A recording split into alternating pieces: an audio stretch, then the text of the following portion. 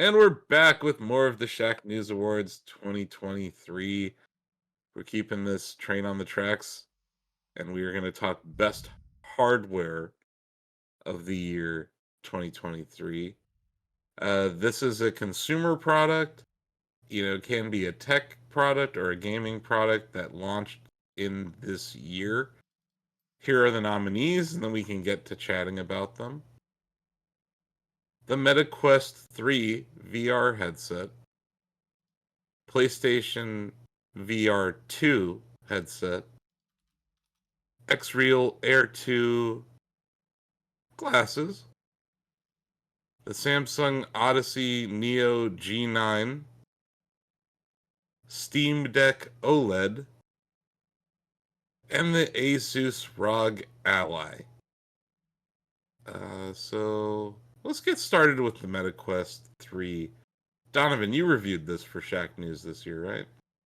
I did review the MetaQuest 3. I also played a lot of my MetaQuest 2, and I thought the 3 was excellent. There's a decent leap in the technology there. I think that the pass through on the MetaQuest 3 is maybe the biggest improvement coming from the Quest 2. Just like it was good enough that I could actually move things around without taking the headset off. Like when I realized, oh, my chair is a little too close to my play space, I actually felt comfortable just walking over to it and like shoving it out the way without taking the headset off, which I think speaks to the improvements in pass through. Because before that, it was like watching a film from the 1920s.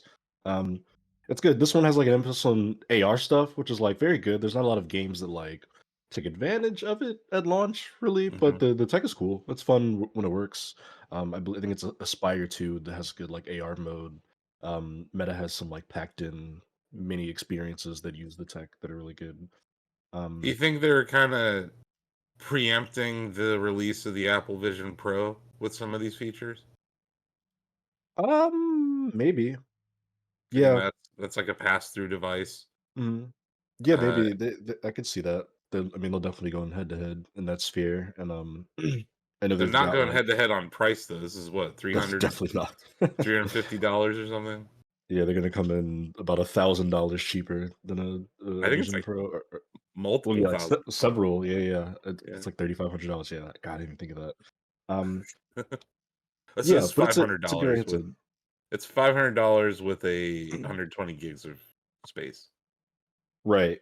Yeah, So and that's everything from the other Quest libraries carries over. It's not like a yeah. generational reset. You don't have to like rebuy anything. But it's cool, and you don't have to do Facebook anymore. This is the first headset they've launched where you can just have your Quest account or whatever. You don't have to log into Facebook to use it. Well, So once upon a time, Oculus existed, and you would have an Oculus account, and then they yeah. forced that into Facebook accounts. So now there's now a third account that is attached to this that is not Mhm. Facebook and is not Oculus. Uh, Yeah. but no, I do think it's cool what you said about the backwards compatibility of their platform. That like they have stuck to same kind of input devices, same kind of headsets. Their controls have kind of been similar across their Quest 1, 2, and 3, so that you Right. can if you already own Beat Saber and an Oculus or Facebook or Meta, whatever the hell account, it'll Mhm. transfer over. Yeah. So I think stuff like that's important. But yeah, it And is literally $3,000 cheaper than the upcoming Apple just Vision Pro headset. they just launched a like a Steam. I think Valve launched it like a Hmm. Steam VR app on there that makes it even more compatible with your Steam library stuff, which you could already do. You had to like plug it in, but now it's even more streamlined, which is great. Good. Uh, Also has a great library of games on it. NFL Pro Era 2 is good. I believe Assassin's Creed Nexus VR is only on Quest, which Mhm. was my VR game of the year. So it's got some good stuff going on Quest 3. Nice. Well, moving on to the next VR headset in our nominees list. TJ, you reviewed the PSVR 2 this year, and you've been singing its praises for most of the year. Yeah, I was very much holding out hope that Sony's VR headset would be good enough to give me a good reason not to use the Meta Quest headsets, because I think that the Meta Quest headsets are huge for like as far as like mobility, being able to set up easy, being able to access hardware and apps easily. But I don't like having to have a Meta account to access that headset and anything that I can do with it. Um, and so and the PlayStation VR 2 met my expectations on several levels, and in some cases even exceeded them. The one, it's still got a wire, but like it's a one wire setup. That's it, and then it's ready to go. Uh, it's really comfy around the head. They didn't skimp on the actual headband itself. It's got a nice pad on the forehead. It's got nice padding around the back of the head. Super comfortable, super easy to adjust. Works pretty well over glasses. Um, like I don't wear glasses, but my spouse does, and like he could wear it with ease and Mhm. like adjust it with ease, and it came out working pretty well, and he was pretty happy with how that ended up. So that's a big thing because like VR headsets have always had a bit of a problem with like people being able to wear glasses under the headset itself. Mhm. That was a great design idea. The one of the few things I don't like about it is that the hand controllers have like this orb architecture around them, and for my hands, which are kind of meaty, it's a little tight to get my hands into there. But like, it's very comfy once you're in there. Hmm. TJ, What's up? how long is the cord? Because I feel like that would be a tripping hazard if you had people in the house that are trying to play, like in front of a TV. If someone It's walks a in front of very you. it's a very long cord. Okay, Like so it can lay on the ground. Mhm. you can easily make a 10 by 10 foot square of space and move around in it with like out any issue of tripping or pulling or the cord tight at all. TJ, did Uh, you have the PSVR 1? I did, and that thing was like a massive hassle to set up in a way that made me not want to fiddle with it.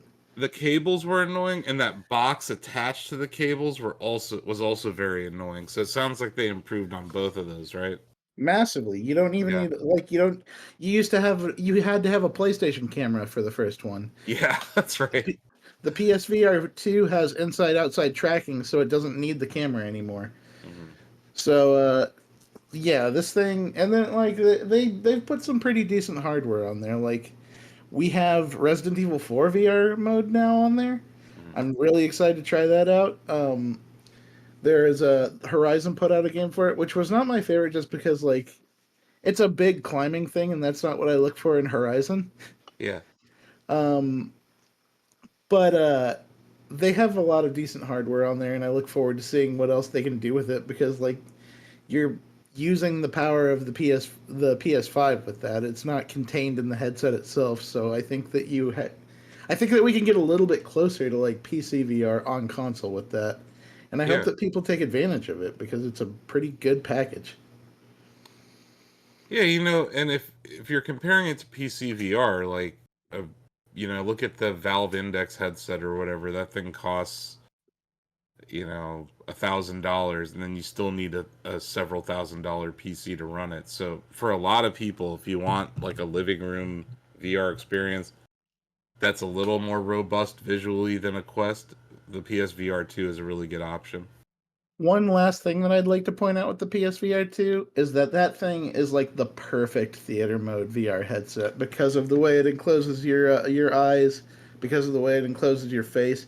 You're kind of like in this boxed space that just like you can't really see peripheral light coming in at all. So it makes for like I will play a game like Tetris Effect in like the theater mode and just chill out and relax and sit back, or I'll like surf YouTube and stuff. And the theater mode in it is just really cool and really well set up. Yeah, Tetris Effect is one of the best flat screen VR experiences out there for sure. I think Hmm. all the synesthesia things that they do in that game enhance that VR experience. I won't play it in VR; it messes with my dreams. Like that game Humanity definitely was has potential. also Oh yeah, sorry, go ahead. Humanity from the same devs is also really good in that. Yep, Like that was another one of my just sit back and chillax VR games this year. and that's cool because it's not a 2D. Yeah, it's a flat screen game, but it's a 3D game also, so you can look at it from different angles in VR. That definitely feels a little bit more like they had time to build it for VR.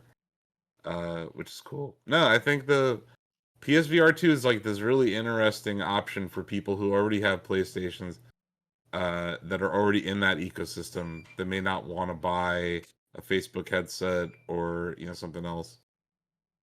But yeah, a very good nominee. Up next, the X-Real Air 2.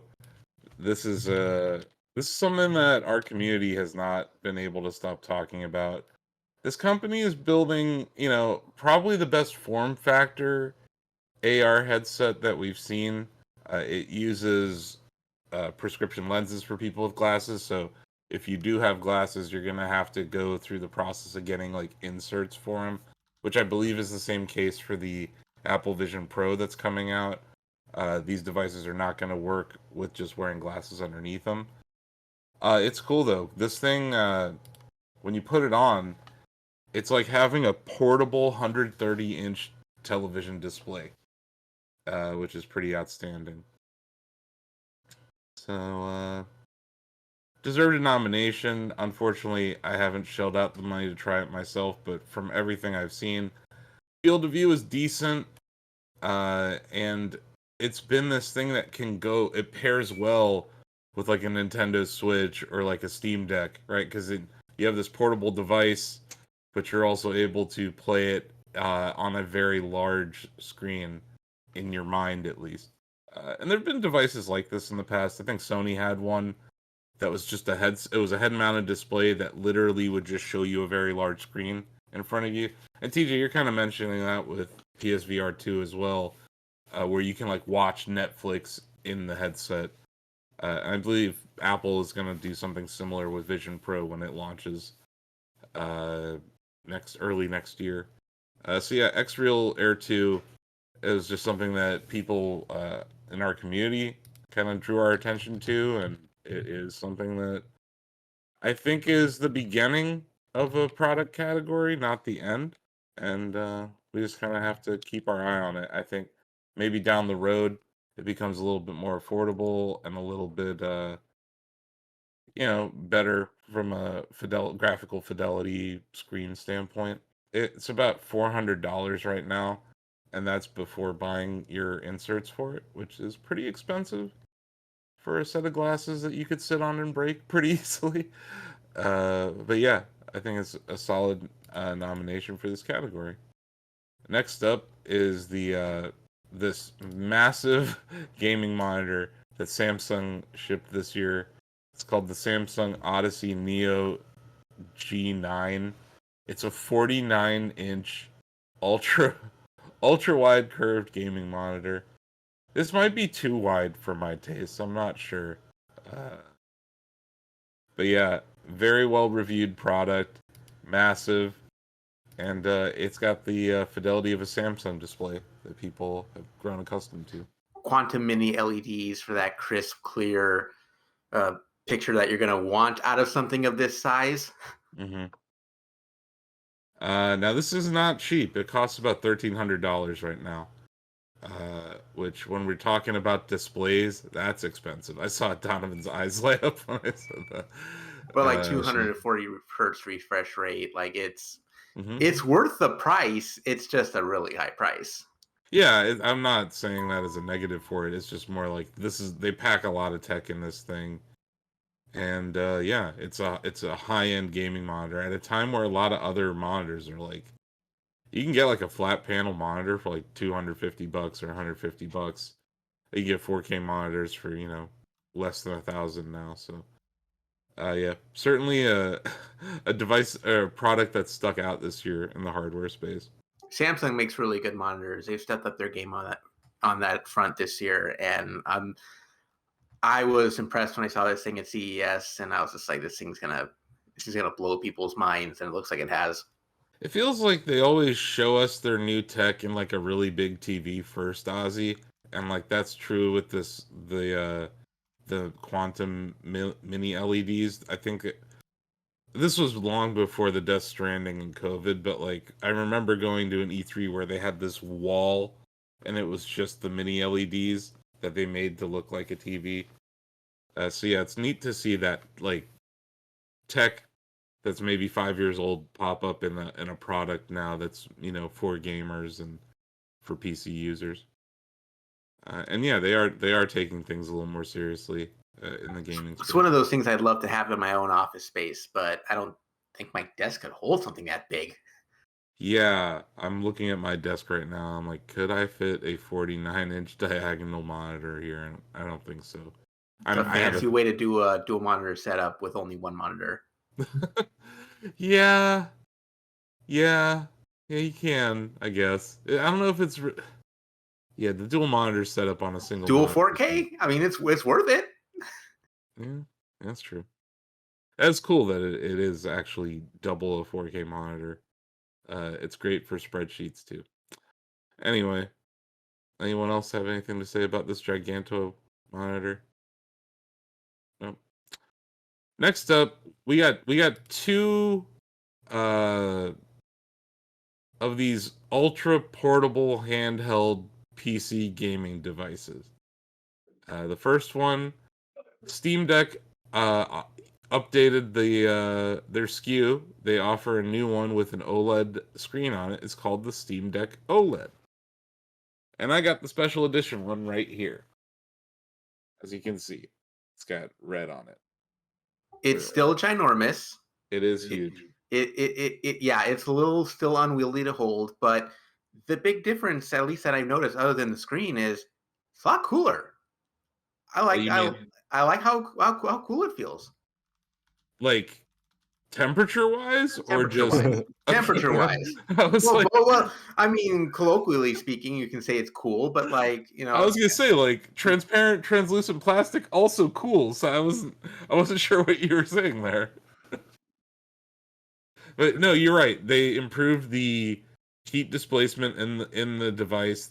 They improved. I think the battery is increased, which is always something that's awesome. it's a better battery, it's a better refresh rate. Like it's everything about the first one, and it looks like they addressed some of your concerns that you had about that first one.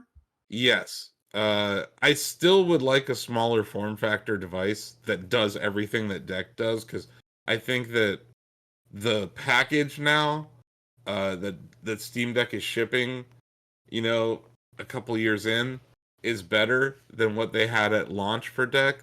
Obviously, the most important update in this is the OLED screen, but yeah, the improved analog joysticks is definitely noticeable. The feel of the plastic on this specific special edition is nice.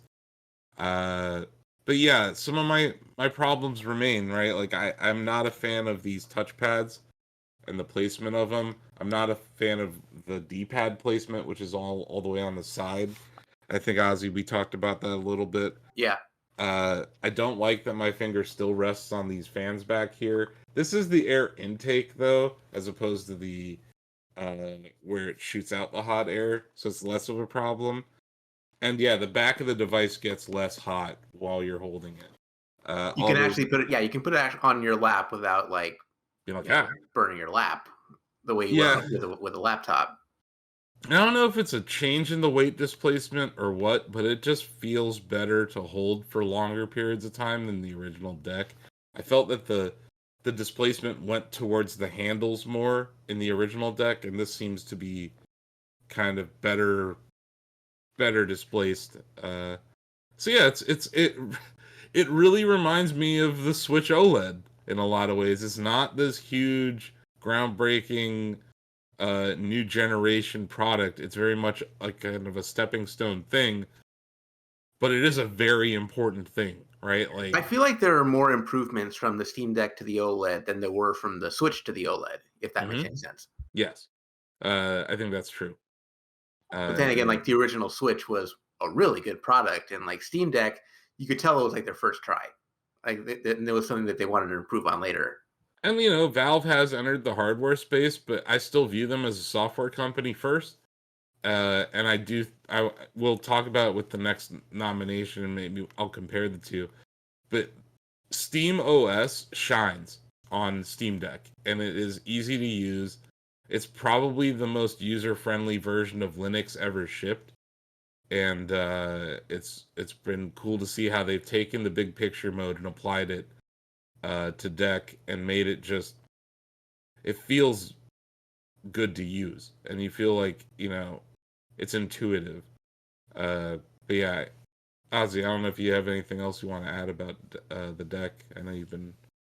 I have nothing else to add other than I'm just so happy that the battery life has been improved. And Mhm. it's the same way I felt with the Switch OLED. The Switch OLED, if it had just come with the better battery, that would have been all I needed. But Mhm. all of the other improvements that it comes with, like it's probably the bet.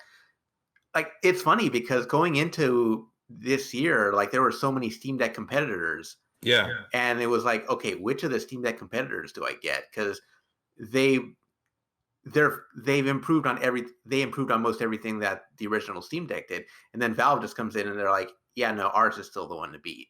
Yeah. And yeah, so let's move on to the next nominee, which is One of the the aforementioned Steam Deck competitors. yeah, and it launched earlier in the year, the Asus ROG Ally.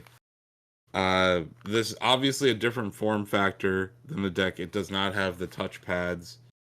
So they are able to put the D-pad in a place that I think is less terrible. Although their D-pad is categorically awful. I don't know if you can see. I don't Yeah, know. I mean the placement is the best thing you can say about it. Like the placement is what you would ideally want from something like this. Hmm. And yeah, the ergonomics of the device aside, my biggest problem with the ROG Ally is that it's a Windows 11 PC, and Windows 11 doesn't translate to a touchscreen that great, especially when you don't put any effort into the implementation of it. So you really are buying a PC here when you buy the ROG Ally. It feels a little different than when you buy the deck. Like the deck feels like a gaming device, right, Ozzy? Right. And I think they spend a lot of time maybe not trying to reach parity with Switch and the ease of use of Switch, but at least trying to bring the ease of use of Steam, especially big picture mode, to a mobile device. The ROG Ally does none of that. It was hard to even get Wi-Fi working on it because the software keyboard that shows up when you tap various text fields wasn't working. I literally had to look up a guide for how to get the keyboard to stay on the screen long enough to enter my Wi-Fi password. I was struggling to get EGS to install on it. Once again, because it just, you know, you have to log into things. So I do think that if I sit down with it, I get like a USB hub and a monitor, I'll probably be able to get it in a condition where I'll use it. But the other thing I'll note is that just while using Windows, this device gets insanely hot. And it's on very unfortunate parts of the device. The fans are right next to the triggers up here on either side, and this is where the exhaust is. And then also an exhaust on the back of the device is right here. But even here, where it's just hard plastic, it gets very hot. And it wasn't even running a game when it was doing that. That seems to be the downfall of a lot of these devices, and that Yeah. was part of the reason that I couldn't bring myself to put the Razer Edge over this thing. Mm-hmm. Is part of that. Also, like the Razer Edge has like a few form factor problems that I wasn't a fan of, and also like they're ultimately running like the Android system as opposed to running Windows. And they both have their uses. And I think one of the big ones for running Windows is it lets them use other OS other than Valve. It lets you use your Xbox Game Pass on it as well. Yeah, that's I think the big win for the ROG Ally is that you can install. Actually, I would never say that this is a win. You can install the Xbox PC app on it, and it does run natively. Now, I would never say that I enjoy the Xbox Windows native app, but at least it does open you to Game Pass games without having to jump through all the hoops that you have to get it running on deck. But it is possible to run Game Pass on deck. It is possible to run Epic Game Store on deck. It's just slightly easier to install those on these Windows 11 PCs. So that is like one win for the ROG Ally. Man, They would really do themselves a huge service though if they just installed them, like factory installed, like all of these different launchers at least, just to make it easier for, let's say like a parent's buying this for Christmas or something. Like this first time setup and onboarding is god awful on the ROG Ally, and I I have to compare it to its competitor Steam Deck, but also to the ease of use of setting up a Switch for the first time. And it's just not there yet.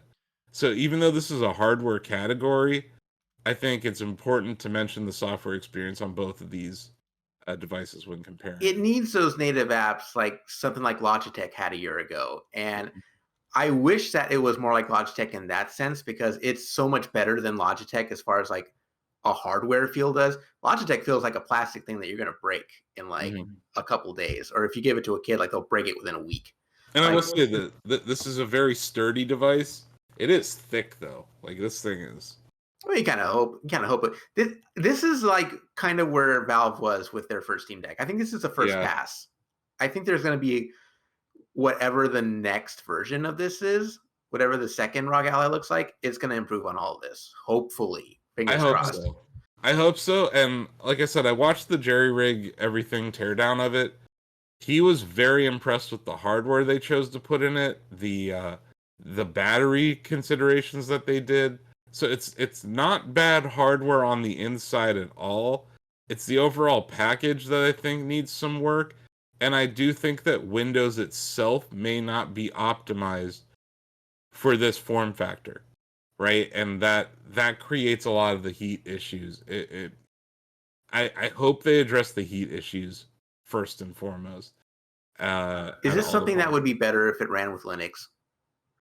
I don't know.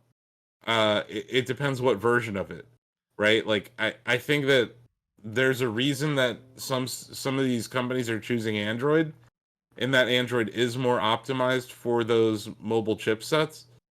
I think that might be part of it, Ozzy, is that like it's Windows. Yeah, that's part of why I really considered putting Razer Edge on this category, was because they're running Android with the Snapdragon chip, and that there's something to be said for that. That's a great pairing. Yeah, and or you're gonna have to do a custom OS, like Nintendo has done, or I know it's not necessarily it's big picture applied to a mobile or a handheld device with Steam Deck, but yeah, I think Steam has shown, like, everyone was trying to copy Steam's paper this year, but they only did it on the hardware side, and like it's both. The software and the hardware experience is what makes the Steam Deck, I think, a very good nomination in this category this year. And the Steam Deck OLED, it really shines when you're playing a game like Street Fighter 6 on it or something. One of those more vibrant, beautiful games. Also, like I don't know if you already touched on it, but like, is it because you think the Steam Deck, like, people are more inclined to support that, and like because they get the stats early and they're able to like get it verified rather than like a third party one that's similar? Just because the specs are all over the place? No, I think it's more, if you can run on Windows 11, Greg, your game's going to work on this ROG Ally, right? Being deck verified, I think, is different. It means that you are optimized to run on this variation of Proton OS. There is work required in that, but there are millions of Steam Decks out there in the world, and when I bought this ROG Ally, there was like a pallet of them sitting there just waiting to be bought. So yeah, I think that's also a function of that, Greg, is that software developers want to be on the platform that's selling, and the one that's selling best in this new category, which I would still call it that. It's only a few years old at this point. Although, Greg, you remember, we've seen devices like this for years at CES. Yeah, but they were always overpriced. That was the problem. And they always ran Windows, and they always were hot as hell, and they wouldn't tell us battery life. So yeah, like, it feels like over time, maybe we'll eventually get one of these devices that runs Windows that isn't hot garbage. And I don't think the ROG Ally is hot garbage. I shouldn't say that, but some of these are. Some of the other ones that came out this year are. And yeah, I think that heat considerations need to be focused on in this entire form factor going forward. And it makes you appreciate just how well the Switch operates, given all of its technical limitations, hardware-wise. But yeah, I think we've talked enough about these hardware devices. What do you say we get to voting? Sound like a plan? Cool. Mm-hmm. I'm gonna start with Denny. PJ's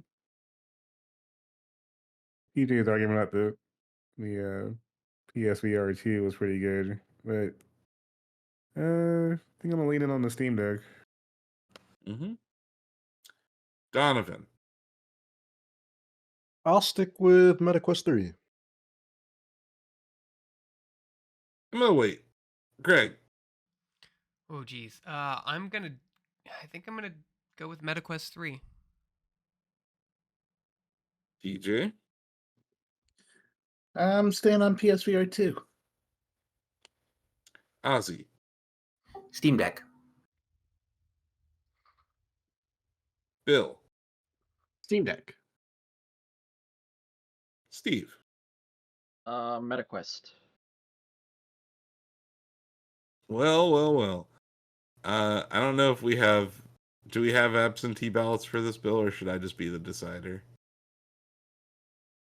Let me quickly check for you.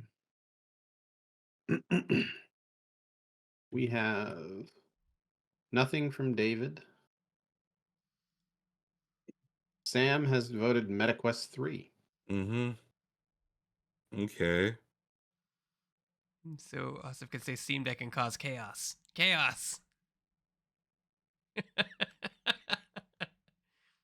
I couldn't I? Yeah, I'm gonna vote for Steam Deck OLED. I think it does enough right that it is, I would say it's kind of sticks out from a lot of these products. Although, X-Real's cool too. And PSVR 2 is also a nice product. But yeah, I'm voting for Steam Deck OLED, which means we have a tie 4-4, and the deciding vote is now TJ. Well, All the power. I appreciate what Meta puts into VR. I think that it's an important, like they're taking important steps. I think that the pass-through is a big deal and helps move things forward. But like, you can't take away from the fact that the Steam Deck is like that thing could have easily been like the trendsetter. That could have been in our trendsetter vote this year, because like Gabe Newell was right. He created a market and everybody followed after him, and that's why we have the ROG Ally and the Logitech version and the Razer version, and like you can't deny that effect on the entire industry of hardware. I think that Steam OLED is like a better and more well crafted, like, this is the V2. This is the thing that like makes the things that we hated about the original more palpable. And I think they did a great job of like adjusting to those complaints and listening to their fans. So yeah, I'm gonna go with the Steam Deck OLED. Nice.